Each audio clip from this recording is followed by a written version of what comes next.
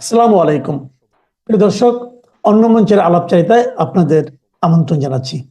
যতই মামলা হামলা যাই করুক না কেন, এই মিথ্যা জিনিস টেকে না। সত্যের জয় হবে হবে। আমরা সত্য পথে ন্যায় পথে ছিলাম। ইনশাল্লাহ বাংলাদেশের জনগণের জয় হবে, বাংলাদেশ মুক্তি পাবে। আমি আছি বাংলাদেশের জনগণের সাথে, যেখানেই থাকি। আমাদের দুর্ভাগ্য যে এই ইউনূস 2007 সালে যখন এমার্জেন্সি, তখন এসেছিল দল করতে, ব্যর্থ হয়, করতে না পেরে। কিন্তু তার ক্ষমতার লোভটা কিন্তু যায়নি। এবং এই লোভটাই ছিল এই কারণে যে দেশকে বিক্রি করে দিয়ে সে ক্ষমতা আসতে চেয়েছিল, যেটা আমি কখনো করতে চাইনি। কারণ বে অফ বেঙ্গল ভারত মহাসাগরের মাঝে একটা উপসাগর, যেখানে আমাদের যে অধিকার 1974 সালে জাতির পিতা বঙ্গবন্ধু শেখ মুজিবুর রহমান আইন করে যান, মেরিটাইম বাউন্ডারি অ্যাক্ট। দুর্ভাগ্যের বিষয় হলো 1975 সালের পর জিয়াউর রহমান, এরশাদ, খালেদা জিয়া যারাই ক্ষমতা এসেছে, সমুদ্রে আমাদের যে অধিকার আছে এই অধিকারটা রক্ষা করার কোনো ব্যবস্থা তারা নেয়নি। একমাত্র আওয়ামী লীগ যখন ক্ষমতা আসে 96 সালের থেকে আমরা এটা উদ্যোগ নিই, আমরা পদক্ষেপ নেই। এবং দ্বিতীয়বার যখন আমরা আসি, তখন আপনারা জানেন যে আন্তর্জাতিক আদালতে মামলা করে মিয়ানমার এবং ভারতের কাছ থেকে আমরা বিশাল সমুদ্র সীমা অর্জন করি। এবং এই সমুদ্র সম্পদ যাতে আমাদের অর্থনীতির কাজে লাগে, তার জন্য পদক্ষেপ নিই, সুনীল অর্থনীতি নীতিমালা ঘোষণা দিই এবং একটা ইনস্টিটিউশন আমরা গড়ে তুলি, সমুদ্র গবেষণা ইনস্টিটিউট আমি গড়ে তুলেছি কক্সবাজারে। আমাদের দুর্ভাগ্য যে আজকে ইউনূস ক্ষমতা দখল করেছে। কিভাবে? জনগণের ভোটে ক্ষমতা এসেছে? না। কোনো সংবিধান মোতাবেক এসেছে? না। আমাদের বিরুদ্ধে, বিশেষ করে আমি এবং আমাদের ছেলে মেয়ে, আমাদের আওয়ামী লীগের নেতাকর্মীদের বিরুদ্ধে অকথ্য মিথ্যা অপপ্রচার দীর্ঘদিন ধরে পরিকল্পিতভাবে করে যাচ্ছে। এবং আপনারা যখনই ট্রাম্প সাহেব আমেরিকার প্রেসিডেন্ট হলেন, তখনই আসল কথা বেরোলো। সে ডিপ স্টেটের চক্রান্ত, ইউএসআইডের টাকা, সোরস নামে ইহুদি ধনকুবের টাকা, সেই অর্থ এবং ইউনূস যে গ্রামীণ ব্যাংক এবং টেলিকমিউনিকেশনের অর্থ আত্মসাৎ করে, সেটা পাচার করে এবং ট্যাক্স ফাঁকি দিয়ে দুর্নীতি করে যে সমস্ত অর্থ বানিয়েছে, সেগুলি ব্যবহার করে অপপ্রচার চালিয়ে মানুষের কাছে একটা বিভ্রান্ত সৃষ্টি করা। এবং কোটা আন্দোলন যেটা 2024 সালের 7 জুলাই শুরু হয়েছিল, 14 জুলাই পর্যন্ত কিন্তু এই ছাত্রদের কেউ কিচ্ছু বলেনি। কিন্তু 15 জুলাই থেকে যখন তারা পুলিশ হত্যা, আওয়ামী লীগ নেতাকর্মী হত্যা, তাদের পা বেঁধে ঝুলিয়ে রাখা, মেট্রো রেল থেকে শুরু করে বিটিভি ভবন থেকে শুরু, একে একে অগ্নিসংযোগ শুরু করলো। একটা পুলিশকে যখন হত্যা করা হয়, গাছে ঝুলে মারা হয়, তাকে রক্ষা করা এটা তো পুলিশদের দায়িত্ব। আজকে আপনারা কি দেখতে পাচ্ছেন?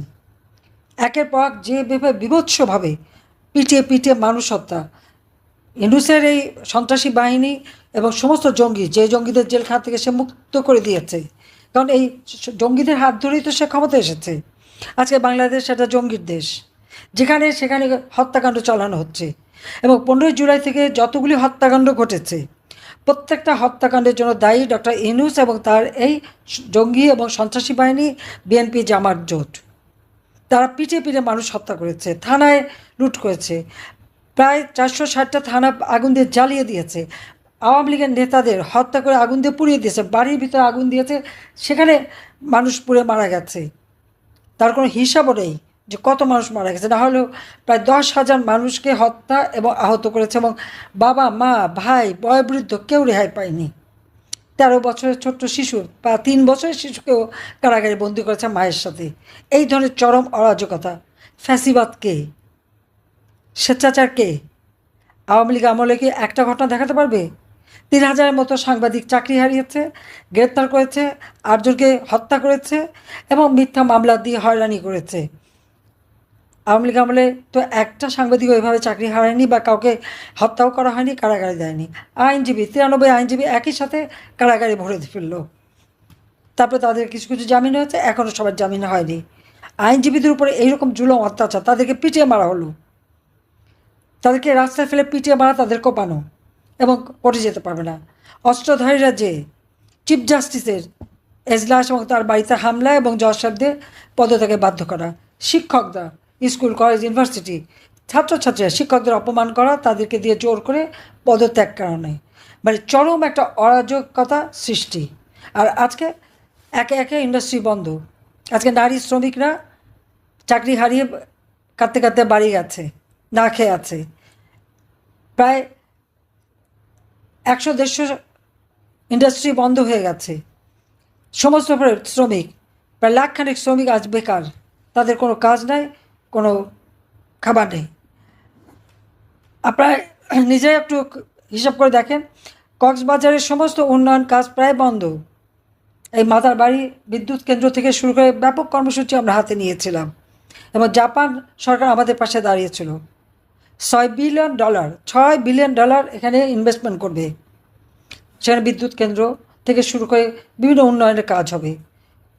2,500 জাপানকে আমরা বিশেষ অর্থনৈতিক অঞ্চল দিয়েছি, এবং সারা পৃথিবীর কাছ থেকে আওয়ামী লীগ আমলে যখন বিনিয়োগ আসতো তাদেরকে জমি দেওয়ার জন্য আমরা বিশেষ অর্থনৈতিক অঞ্চল এবং দেশের ভিতরে আমাদের নিজেদের যেন বিনিয়োগকারী গড়ে ওঠে সেই সুযোগ সুবিধা আমরা করে দিয়েছিলাম।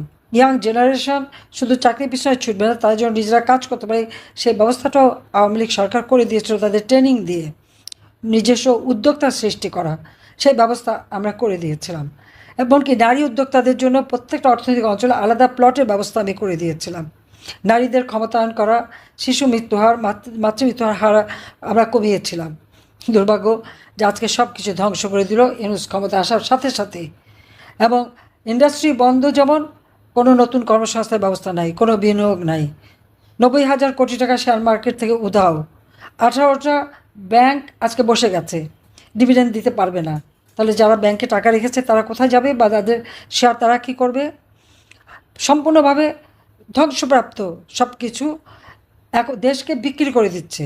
আজকে কক্সবাজার আপনারা যান, কি মানবিক করিডোর।